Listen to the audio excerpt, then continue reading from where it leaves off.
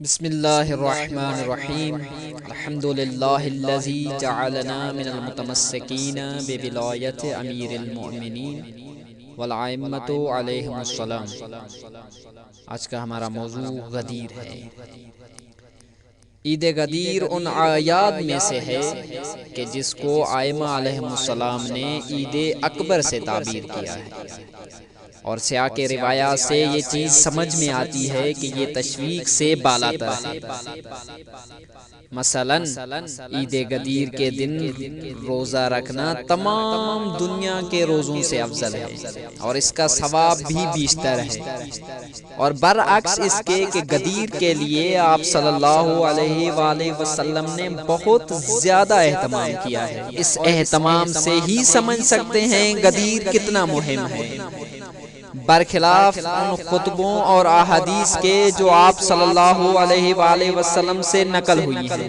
مثلا یہ خطبہ غدیر عادی حالت میں بیان نہیں کیا گیا ہے، اس کا مکان کچھ مختلف ہے، اس کا زمان کچھ مختلف ہے۔ ایندھن نما صحرا میں، تپتی ہوئی دھوپ میں تمام حجاج اور تمام اصحاب کو حکم کیا گیا کہ ایک جگہ پر جمع ہو جائیں۔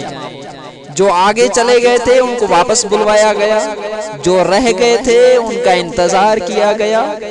پھر ایک بڑا طولانی خطبہ ارشاد فرمایا، جس خطبے کا نگین یہ تھا: من کنت مولا ہو فہذا علی مولا، یعنی جس کا میں مولا اس کا علی مولا۔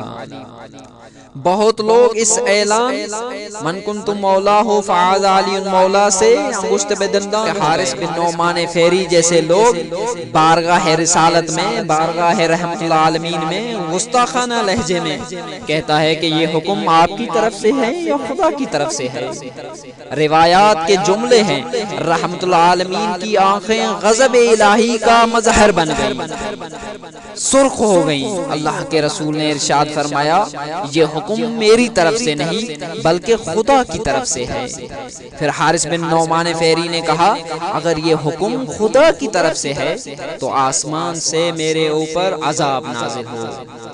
یہ جملہ کہنا تھا کہ منکر غدیر کے اوپر سنگ ریزہ اس کے شیطانی دماغ میں داخل ہوئے اور نشے منگاہ سے خارج ہوئے۔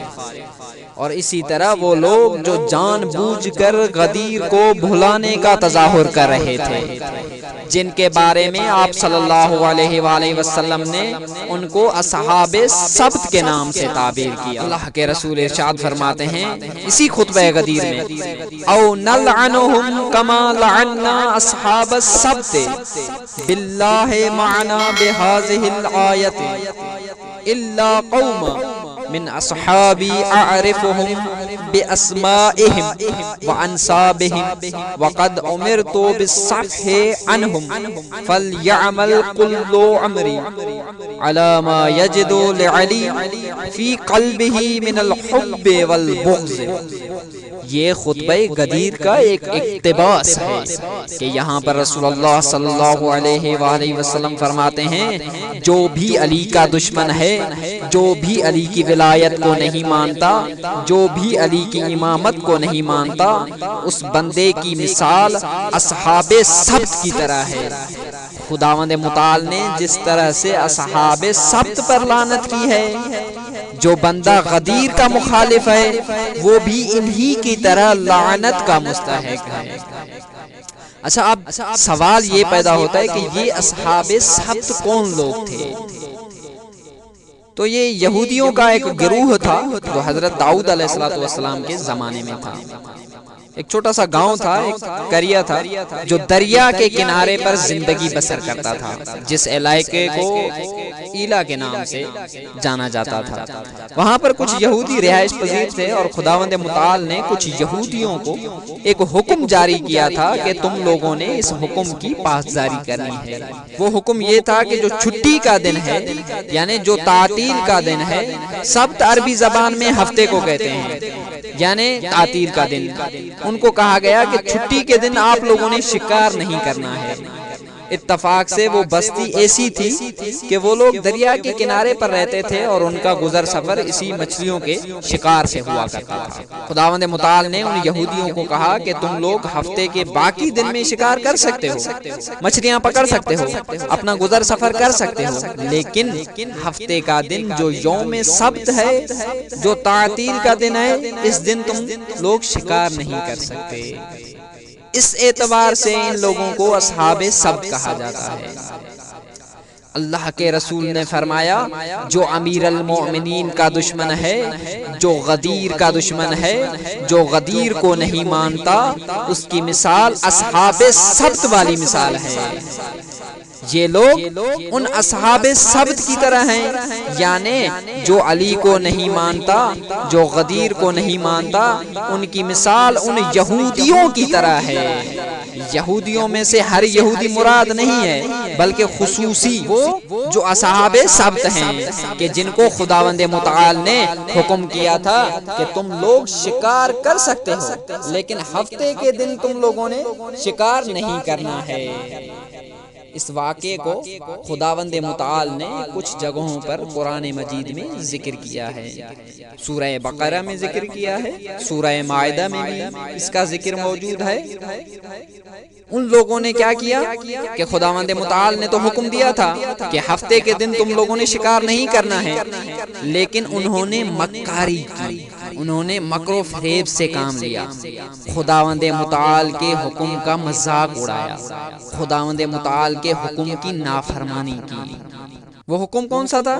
وہ حکم یہ تھا کہ تم لوگ ہفتے کو شکار نہیں کر سکتے۔ اتفاق ایسا تھا کہ جیسا سورہ اعراف میں ہے کہ عام دنوں میں مچھلیاں اتنی باہر نہیں آیا کرتی تھی، ہفتے کے دن بہت زیادہ مچھلیاں باہر آیا کرتی تھی، یعنی ہفتے کے دن دوسرے دنوں کی نسبت سے ہفتے والے دن مچھلیاں بہت زیادہ کنارے پر آتی تھی۔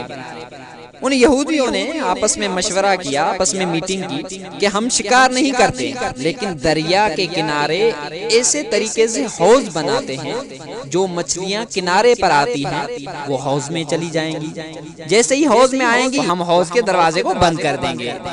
اب بقول یہودیوں کے کہ ہم ہفتے کے دن شکار نہیں کر رہے ہیں، یہ ایسا کرتے تھے کہ مچھلیاں کنارے میں آتی تھی اور حوض میں چلی جاتی تھی، اور یہ یہودی اس حوض کے دروازے کو بند کر دیتے تھے۔ اب مچھلیاں وہاں پر جمع ہو جاتی تھی اور یہ لوگ اتوار کے دن ان مچھلیوں کو پکڑتے تھے۔ حالانکہ خدا نے امر کیا تھا کہ ہفتے کے دن آپ لوگوں نے شکار نہیں کرنا، لیکن انہوں نے حوض بنائی، اور یہ حوض بنانا یہ بھی ایک عملاً شکار کرنا ہے، یعنی مچھلیوں کو حوض میں محفوظ کرنا در حقیقت یہ بھی شکار ہے۔ ان لوگوں نے اس صفت کی وجہ سے جو انہوں نے خدا کے فیصلے کے مقابلے میں جو فریب کیا، خدا کے حکم کا مذاق اڑایا، خدا کے حکم کی نافرمانی کی، تو خداوند متعال نے اس بستی کے رہنے والوں کو مسخ کر دیا، یعنی ان کو حیوان کی شکل میں تبدیل کر دیا۔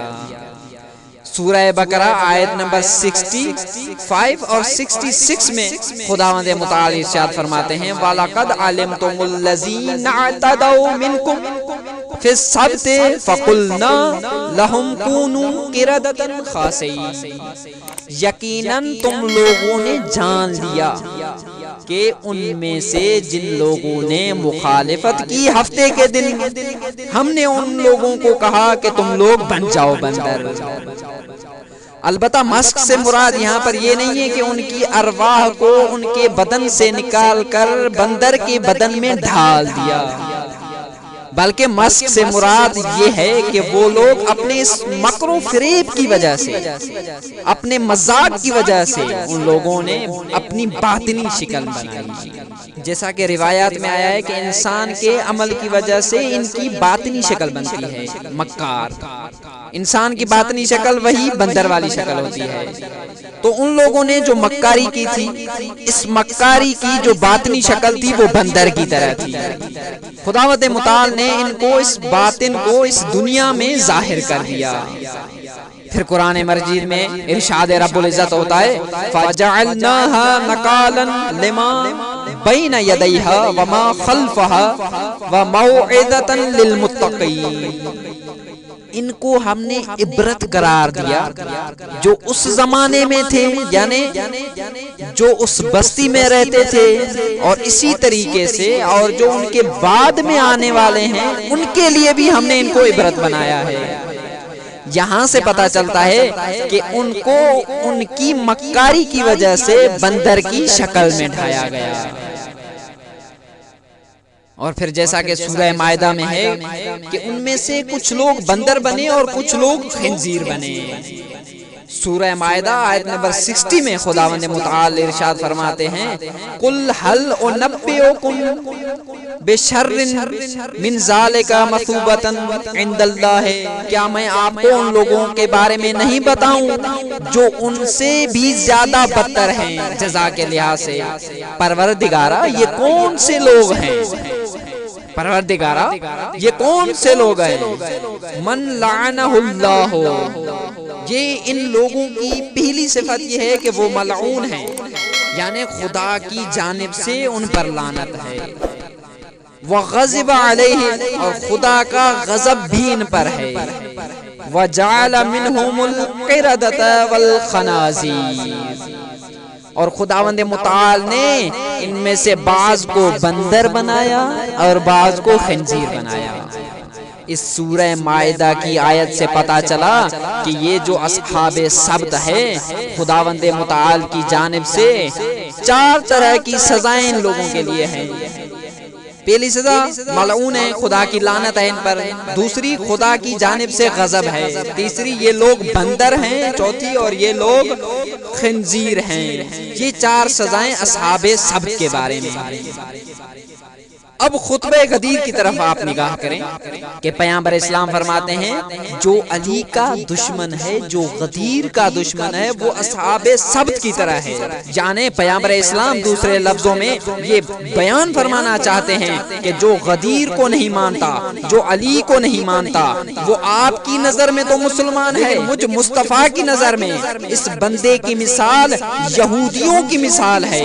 یہ ظاہر سے مسلمان ہے لیکن حقیقت میں یہودی ہے۔